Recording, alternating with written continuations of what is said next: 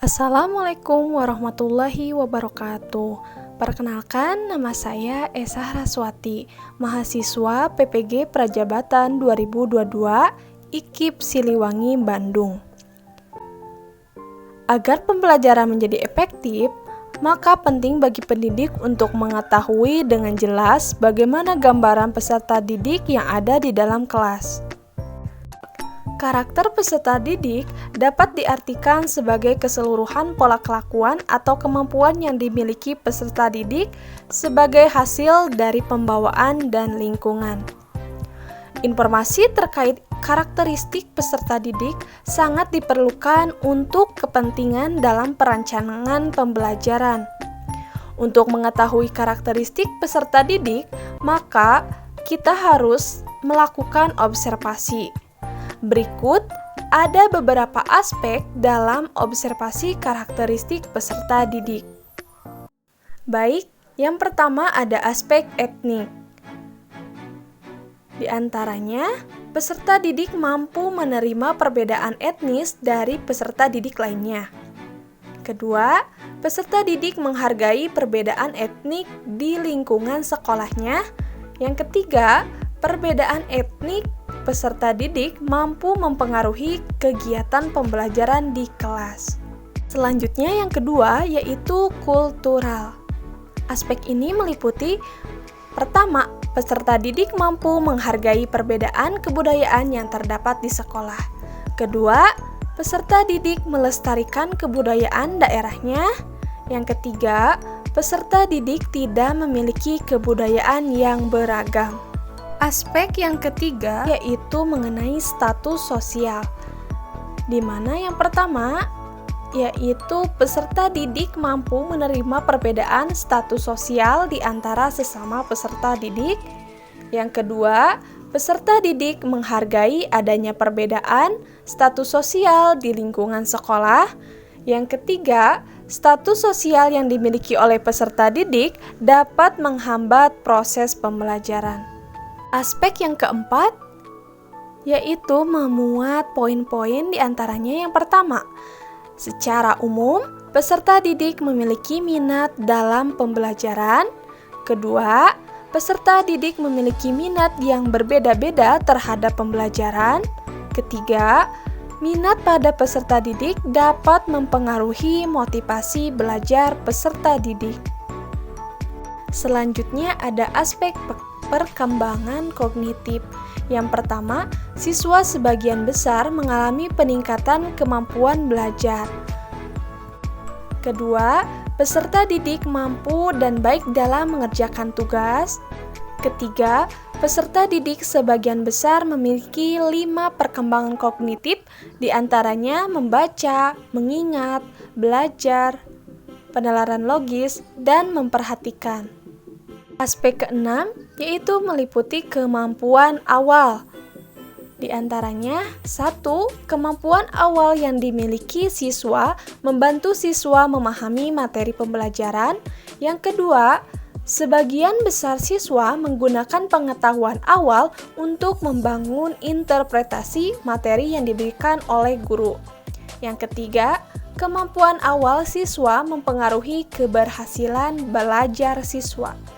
Yang ketujuh ada aspek gaya belajar, meliputi gaya belajar visual, gaya belajar audiotif, dan gaya belajar kinestetik. Gaya belajar visual, yang pertama, peserta didik memperhatikan guru yang sedang menyampaikan pembelajaran dengan cara melihat gambar. Yang kedua, peserta didik mampu memahami materi yang disajikan dengan gambar, bagan, atau grafik. Ketiga, peserta didik terlihat kurang tertarik dalam membaca sendiri. Yang keempat, konsentrasi peserta didik tidak terganggu ketika di tengah keributan. Gaya belajar audiotif.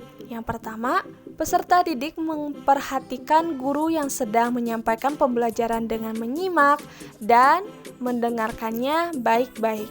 Yang kedua, peserta didik lebih suka mendengarkan penjelasan materi oleh orang lain daripada membaca materinya sendiri. Yang ketiga, peserta didik kurang mampu mengingat materi hanya dengan melihat. Yang keempat, peserta didik lebih suka membaca dengan suara keras daripada membaca dalam hati. Selanjutnya, gaya belajar kinestetik. Pertama, peserta didik memperhatikan guru yang sedang menyampaikan pembelajaran dengan cara praktikum. Kedua, peserta didik mampu melakukan kegiatan yang melibatkan banyak gerakan fisik. Yang ketiga, peserta didik terlihat banyak melakukan kegiatan. Keempat, peserta didik lebih menyukai kegiatan percobaan langsung. Yang kedelapan, ada aspek motivasi. Peserta didik hadir tepat waktu. Peserta didik menunjukkan minat terhadap bermacam-macam masalah. Ketiga, peserta didik ulet menghadapi kesulitan. Keempat, peserta didik yakin dengan kemampuannya dalam memecahkan masalah dalam pembelajaran. Kelima, peserta didik lebih senang bekerja mandiri. Keenam, peserta didik tidak cepat bosan pada tugas-tugas rutin. Ketujuh, peserta didik terlibat aktif selama pembelajaran berlangsung. Aspek yang kesembilan yaitu perkembangan emosi. Pertama, mampu menolong teman yang kesulitan. Kedua, memiliki sifat pemaaf. Ketiga, bisa mengontrol perasaan dirinya. Kelima, peserta didik bisa bertanggung jawab atas perilakunya. Yang kesepuluh yaitu aspek perkembangan sosial. 1. Mengajak teman untuk bermain atau belajar bersama. Kedua, bermain dengan teman sebaya tanpa membedakan. Ketiga, berani bertanya dan berpendapat. Keempat, peserta didik dapat memperhatikan kemampuan diri untuk menyesuaikan dengan lingkungan. Aspek yang ke-11 yaitu perkembangan moral. Pertama, peserta didik selalu berdoa sebelum dan sesudah belajar. Kedua, peserta didik selalu mengucapkan terima kasih ketika diberikan bantuan oleh guru atau temannya.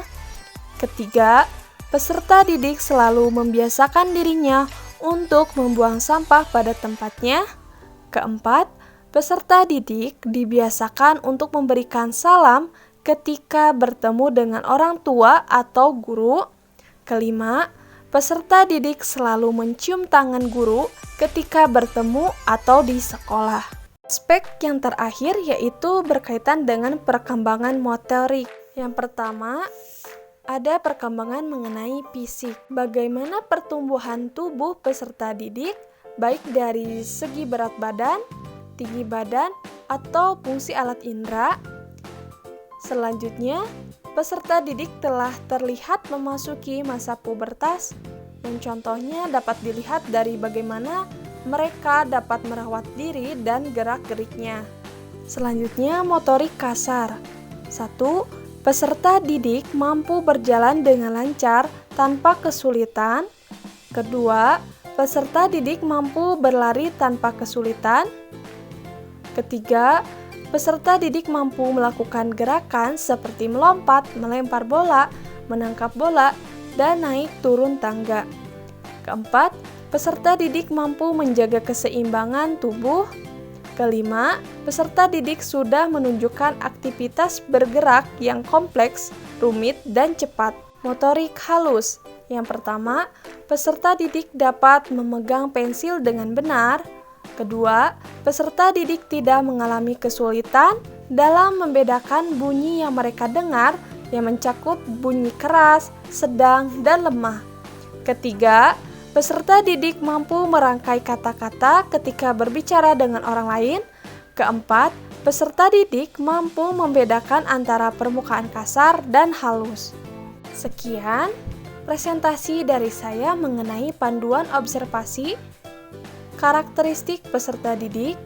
Terima kasih atas perhatiannya. Billahi taufiq wa hidayah. Wassalamualaikum warahmatullahi wabarakatuh.